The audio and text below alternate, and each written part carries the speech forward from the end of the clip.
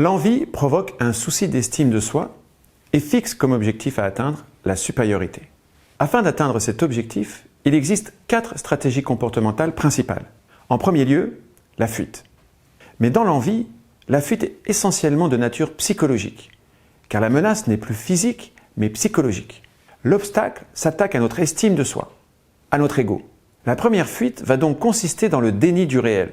Le déni du réel va se manifester par de la mauvaise foi, en dévalorisant à ses propres yeux la personne que l'on envie. Mais non, il n'est pas plus fort que moi ou meilleur que moi. Ou en dévalorisant les biens qu'il possède et que l'on envie. Finalement, avoir un gros 4x4, c'est complètement beauf. Si le déni du réel n'est plus suffisant, il existe aussi des formes d'évasion extérieure, comme le voyeurisme, des activités de lutte fictives dans lesquelles on s'investit excessivement, comme le sport ou les jeux vidéo. La création artistique peut être une forme d'évasion extérieure, ou encore la vie par procuration. On vit à travers une idole ou un proche, ses enfants par exemple. Enfin, il existe des formes d'évasion intérieure, comme la rêverie, les états de conscience modifiés par l'absorption de substances chimiques, de drogue ou d'alcool, qui provoquent un certain oubli de soi, comme disait Freud. Et pour finir, stade ultime de l'évasion intérieure, la névrose, où l'on se détache progressivement du réel, sans parler de la psychose. L'envie est une autre porte vers la folie. Toutefois, la fuite peut également être physique dans l'envie. On s'éloigne des personnes que l'on envie. On évite de les fréquenter, de les voir. On a par exemple constaté que dans les réunions d'anciens élèves, dans les universités américaines, ceux qui y assistent sont ceux qui ont réussi, pas ceux qui ont échoué. L'envie peut conduire à un isolement volontaire, à rechercher la solitude.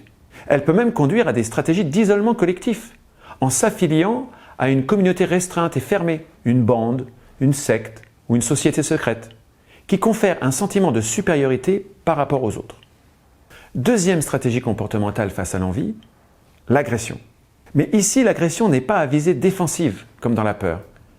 Elle est à visée compensatrice. Elle ne cherche pas la sécurité, mais la supériorité.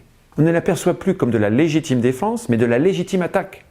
Je me sens inférieur, humilié par les supériorités de l'autre. L'usage de la violence va me permettre de recouvrer une position de supériorité vis-à-vis de lui. Troisième stratégie comportementale face à l'envie, l'acquisition de puissance magique. Qu'entend-on par puissance magique? Toute puissance capable de lever les obstacles à nos désirs. L'argent, le pouvoir, la gloire ou la célébrité apparaissent comme des pouvoirs magiques. Ils semblent capables de nous donner tout ce que nous désirons et nous permettre d'asseoir notre supériorité sur les autres.